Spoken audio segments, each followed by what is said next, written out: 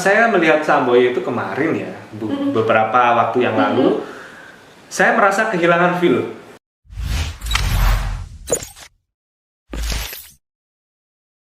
Feel rasa kebudayaan saya itu hilang ketika, kan kalau dulu yang namanya pertunjukan seni zaman dahulu itu selalu terstruktur. Betul. Maksudnya seperti ini, kalau misalnya Jarana atau Samboyo masuk panggungnya seperti apa, kemudian gitu ya. di konsep ada kemudian gerakan ini, gerakan itu, ada ceritanya. Kalau yang sekarang asal joget, asal apa, tiba-tiba tahu-tahu kesurupan, kalap. Gitu Coba ya. sekarang kita cari ya, anak-anak muda yang kalap dan kesurupan, ada nggak yang makan beling? Ada nggak yang makan arang panas? Ada nggak yang minum air dedak? Jarang sekarang. Malah yang cuma ya ketika kalap atau hilang kesadaran mereka cuma menutup mata sambil begini sambil joget-joget. Nah itu kan bisa kita bilang ini beneran apa enggak sih? Betul. Itulah kalau kita mau memelihara produk kebudayaan yang seperti itu akan menjadi salah satu bahan yang sangat bisa untuk dijual seperti itu. Ketika orang-orang di luar sana kan, wih, kok bisa ya makan beling nggak mati? Iya betul. Kok bisa ya makan? Kalau dipakai logika kan gitu ya. Secara logika kita berpikir seperti itu adalah salah satu produk wisata yang sangat-sangat menjual sebenarnya kalau kita mau merawat. Ya, pintar-pintar pemerintah kalau itu. Kembali lagi ke pemerintah ya. Oke, jadi itu sama halnya kayak jaranan, reog, itu kan juga nggak bisa diklaim satu aja. Kayak kalau jaranan kan kita tahu kalau di Jawa Tengah juga ada. Di beberapa daerah di Jawa itu ada. Gitu ya Mas. Malah kalau kita bilang jaranan Suriname, Suriname ada jaranan di sana. Ada. Malah kalau kita pengen lihat aslinya jaranan dari Jawa itu seperti apa, karena kan sekarang perkembangan budaya itu selalu berkembang dan modifikasi. Kalau zaman dahulu yang kepingin tahu aslinya jaranan itu seperti apa, aslinya reog seperti apa, kita ke Suriname. Jauh ya Pak? Jauh. Bahkan saya pernah dengar ya kalau katanya jaranan itu sebenarnya dulu bukan buat kayak nadi-nadian gitu, bukan untuk kesurupan, untuk menjaga apa gitu. Saya pernah dengar gitu Pak. Bisa dijelasin nggak? Sepengetahuannya Mas Wani kan saya bukan pakar jaranan sebenarnya ya. Kalau budaya lain silakan tanya saya. Ya, kalau jaranan sepengetahuan saya itu untuk menjaga masyarakat dari wabah penyakit mungkin ya zaman dahulu. Dari roh-roh jahat atau apa kan yang namanya kejawen atau apa itu agama-agama kita kan masih ada yang namanya animisme dinamisme. Walaupun masyarakat Indonesia yang beragama Kristen, Katolik, Hindu, Buddha, juga Islam yang menjadi mayoritas tidak pernah jauh dari yang namanya akulturasi animisme dan dinamisme.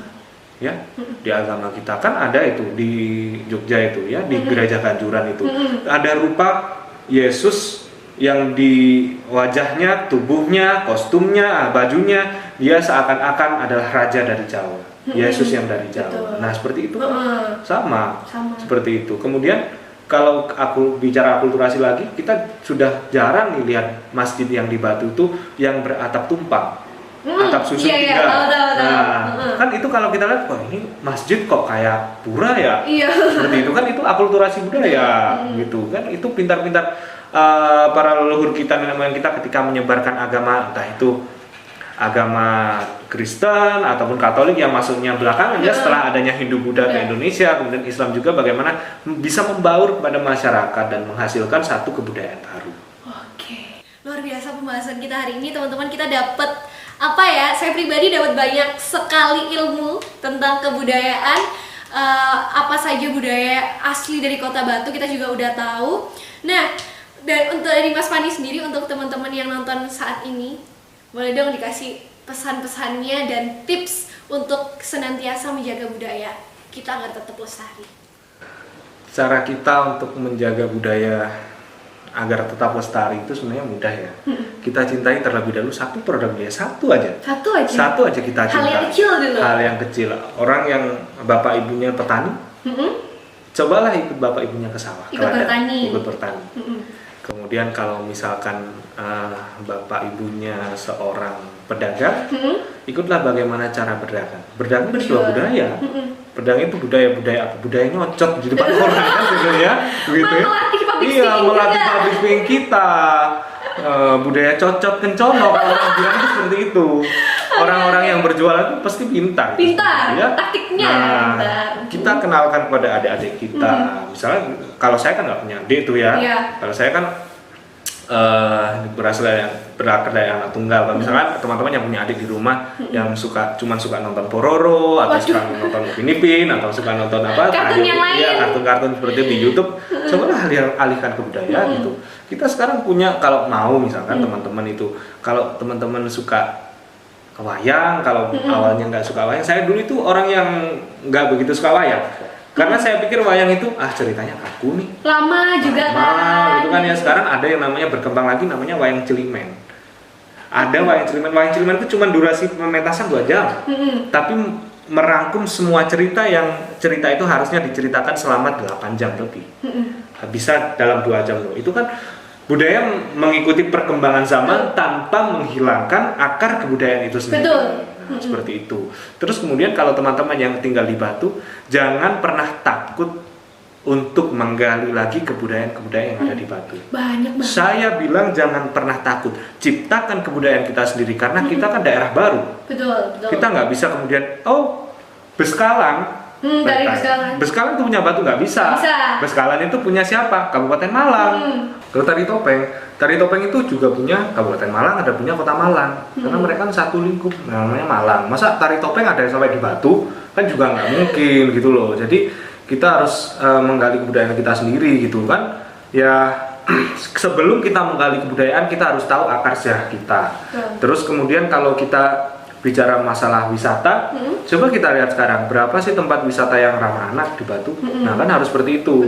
Nah, berapa tempat wisata yang ramah anak kan bisa dihitung jari. Misalkan wisata Selekta itu pun nggak semua tempat yang ramah anak. Kemudian ada juga Jatim Park Group gitu kan, nggak semua. Nggak semuanya ya. Nggak semua, walaupun fasilitasnya sudah mumpuni terkait dengan disabilitas, tapi ada beberapa hal yang sangat-sangat tidak ramah anak gitu. Juga mungkin beberapa tempat juga banyak kan, misalnya Coban Talun dan lain sebagainya. Kalau dibilang Batu ini sudah wisatanya sudah ramah anak, enggak juga semua kan, semua harus ada jelas di sana, ada SOP tentang bagaimana ketika membawa anak-anak di bawah usia 3 tahun, anak-anak yang di atas 3 tahun harus seperti apa, harus tetap di bawah pengawasan orang tua dan lain sebagainya. Aspek-aspeknya juga harus jelas. Iya. Nah, apalagi kalau ya kembali lagi ya, kalau ke budaya tadi, sebelum kita menciptakan budaya yang baru, kita harus menggali dulu pokok pikiran kebudayaan di Batu apa. Misalkan nih yang kemarin lagi ngetren ya, waktu HUT Kota Batu adalah diserahkannya udeng khas Kota Batu. Tuh, udeng gunungan gitu ya? Ya, udeng gunungan, udeng Arjuno. Kalau saya bilang ini udeng asli Batu ini, iya itu asli. Tapi apakah itu dari dulu oleh nenek moyang kita yang ada di Batu digunakan? Nah, pertanyaannya seperti itu. Betul. Itu loh buat sendiri loh. Orang mau buat udeng dimanapun, saya buat udeng, ini udeng khasnya Sumber Gondo, boleh silakan. Ada itu di Songgokerto punya udeng khas sendiri yang tutup liwet ada udan atau apa gitu namanya ya, itu udeng khasnya mereka sendiri itu boleh gitu. Jangan kemudian mengaku ini khasnya Batu, khas Batu asli. Kalau ditanya asli mulai tahun berapa Mas? Mulai tahun berapa Pak? Itu kan selalu tanya seperti itu. Gitu kan, kita lihat, ini buatan baru. Oke, kita tetap apresiasi gitu. Dulu namanya, zaman saya kecil ada yang namanya tari kencrong, tari Puspasari. Oh iya. Nah, itu kan sekarang juga gitu. Sudah nggak ada kan gitu. Sudah hilang, benar. Iya, sudah. Kalau Bunda sih belum ya, sudah hilang. Sudah tidak ada lagi yang mau menarikan tari Puspasari. Nah, karena apa? Karena tari Puspasari itu kan berangkatnya dari Beskalan, pola lantai dan lain sebagainya. Diadaptasi dari Beskalan. Loh kan kita nggak punya sejarah budaya asli kecuali sanduk tadi. Bisa saya katakan sanduk, tapi dalam perkembangannya kan sanduk juga seperti itu, kehilangan identitas. Jangan sampai budaya-budaya asli kita itu kehilangan identitas. Misalkan Reok Ponorogo itu kehilangan identitas. Yang sekarang banyak kehilangan identitas kan Reok Ponorogo gitu ya. Kalau reoknya sendiri reok bentuknya seperti itu, 40 kilo, ada yang 120 kilo. Kemudian yang kehilangan identitasnya adalah penari-penari yang perempuan. Catil. Ya kan sekarang saya sangat-sangat bersyukur ya melihat cewek-cewek sekarang, anak-anak kecil itu sekarang mau ikut jatilan, latihan jatilan dan sebagainya. Tapi kok makin kesini kok ini ya apa celananya agak semakin mendekati hot pants. Oh, iya. Nah seperti itu kan itu harus dievaluasi, jangan sampai diperbaiki lagi, dikembalikan kepada aslinya, jangan sampai kita kehilangan identitas budaya. Seperti tadi saya sampaikan wayang Cilimen, cuman pementasan cuma 2 jam, dari yang tadinya 8 jam semalam suntuk kemudian dijadikan 2 jam, tapi tidak kehilangan identitasnya sebagai wayang gitu. Tuh. Begitu ya. Oke, jadi buat teman-teman semuanya yang di rumah, seiring berkembangnya zaman, handphone itu jangan cuma dibuat nonton-nonton drama Korea. Meskipun saya nonton juga ya Pak ya, tapi saya nggak sering. Boleh. Kan itu kita kebebasan kita. Cuman mau menonton apa. Cuman teman-teman juga bisa memilah, bisa mempelajari lagi budaya-budaya apa aja yang ada di Indonesia, khususnya di Kota Batu, gitu ya Mas Fani ya. Betul sekali. Minimal ya kalau mau mencintai budaya, jangan malu menggunakan bahasa daerah. Ya, betul. Di sekolah kan kita sudah pakai bahasa daerah. Iya, kalau sama bapak ibu guru selipkan Bu, jenengan sudah makan. Bu, jenengan pakai kata-kata yang seperti itu. Sudah mulai luntur. Iya, mulai luntur. Kalau saya yakin kalau sopan santun pasti semuanya ada tingkatannya sendiri-sendiri ya. Betul. Tapi kalau penggunaan bahasa daerah dan lain sebagainya itu yang harus kembali lagi kita galakkan gitu. Jangan cuma menggunakan bahasa daerah ketika kita sedang dalam pelajaran bahasa daerah seperti itu. Kemudian kalau kita lihat, misalkan kita ke Jogja ya, di Jogja kan juga banyak tulisan aksara-aksara Jawa untuk nama jalan atau nama tempat dan sebagainya. Itu kita minimal harus bisa mengenal itu, oh ini gitu. Kan tahu nggak sih kalau teman-teman belajar bahasa Jawa itu aksara Jawa itu kan Hono Coroko, Doto Solo, Podo Jawa, Moko Potomo. Nah kalau kita balik dibaca dari bawah ke atas, Ngoto Boko Monyoyo Jodopo Koro Conoho dan lain sebagainya, itu kan mengandung sebuah mantra, itu mengandung sebuah doa untuk menolak sihir, menolak penyakit, tolak bala, intinya seperti itu, menolak jin, menolak setan, itu dengan dibacakan dan sebagainya.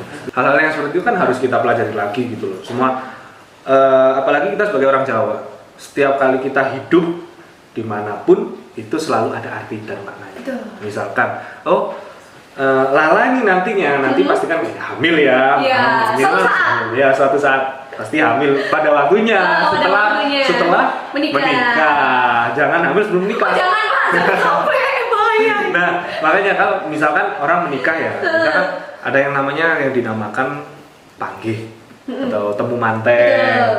Nah, itu kan juga banyak makna-makna yang tersirat, bukan secara tersurat ya, tersirat, banyak makna-makna yang tersirat yang itu mengandung doa-doa baik. Misalkan ada yang namanya teman-teman kan sering jadi pagar bagus yang kembar mayang. Oh, kalau jadi kembar mayang nantinya segera nyusul atau apa gitu kan, diharapkan seperti itu kan, itu juga mengandung makna baik. Tahu nggak sih teman-teman artinya kembar mayang itu apa? Kenapa kok kembar mayang itu 4? Harus perawan, harus perawan, harus jaka. Kan itu beda. Kita kan punya 2 akar sejarah, ada akar sejarah Surakarta, ada Yogyakarta. Kalau Surakarta kembar mayang 4, kalau yang berkiblat Yogyakarta kembar mayangnya 2. Kalau Surakarta kembar mayangnya harus yang perawan, harus yang jaka. Kalau Yogyakarta yang sudah menopause. Seperti itu. Tambah pengetahuan. Iya. Dari kembar mayang ada daun alang-alang. Kenapa kok harus ada daun alang-alang? Biar dijauhkan dari pepalang. Nah, dijauhkan dari kesulitan mantennya itu, teman pengantinnya. Kok ada namanya kemudian ada yang lempar suruh. Iya, yang habis ketemu terus lempar suruh itu ada maknanya, ada doanya. Lempar suruh zaman dahulu itu agar bisa membedakan ini pengantin sungguhan apa pengantin jadi-jadian. Kalau setan dahulu itu dalam bunga suruh itu ada yang namanya jambi. Bunga biji jambi itu dibelah 2, satu dimasukkan ke sirih yang satu dimasukkan ke sirih yang satu. Ketika seseorang dilempar sirih, kalau dia adalah setan atau jin, dia akan langsung berubah wujud. Kalau teman-teman mau mempelajari budaya itu asik. Budaya itu jangan menganggap kalau kita bicara tentang budaya, kemudian kita menjadi orang kampungan.